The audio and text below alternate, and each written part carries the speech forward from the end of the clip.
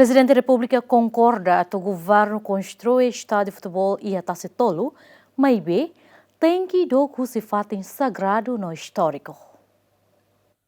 Mas que tan crítica oi-oin quando plano governo no FFTL atau constrói estádio e Tacitolo, razão se estraga sentido sagrada no histórico si Tacitolo nian, mas o Presidente da República José Ramos Horta apoia governo atau constrói estádio e fatine, mas tem que dar o sifatem sagrada no mos fatin isar bandeira.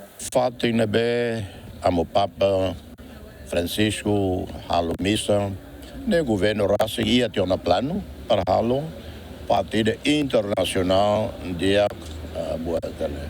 Mas Tacitolo bom, né? Bela ia fatin selo, bela halo estádio. Agora estádio de futebol, aula via que o governo tau fale be fatin me halo missa, né? População ainda vai, mas tem que mudar. Né? Cleurona, mas que devia retirar, né? População muda, tamba fatin né público. E la bela sai fale residência Arbiru.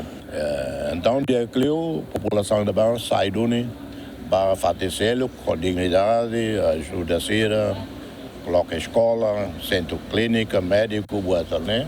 Para o governo tomar conta da Tacitolo completo. Se Estado mos afirma tempoan atau constrói estádio e Timor-Leste ou desenvolve área de esporte união. Eu concordo com a decisão do governo união, lá é problema, concordo.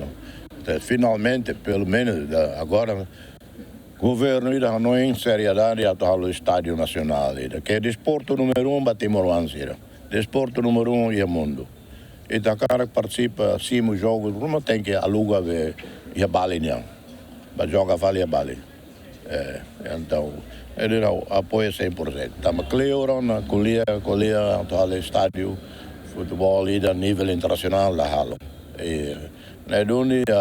Se o governo decide, la compreende a controvérsia que afeta fatin sagrado. Lá, é o plano do governo união. Antes ne governo simo proposta ida husi Federação Futebol Timor-Leste, ho di hari estádio ida, ho campo futsal ida, iha área Tacitolo, nebe se gasta orçamento dolar americano tokon ruanulu. Proposta ne hetang aprovação iha Conselho Ministro iha lorong 5 bulan junho ne. Tuir plano projeto se iha hu ia tinang ida ne, no se termina iha tinang riuroron resinen.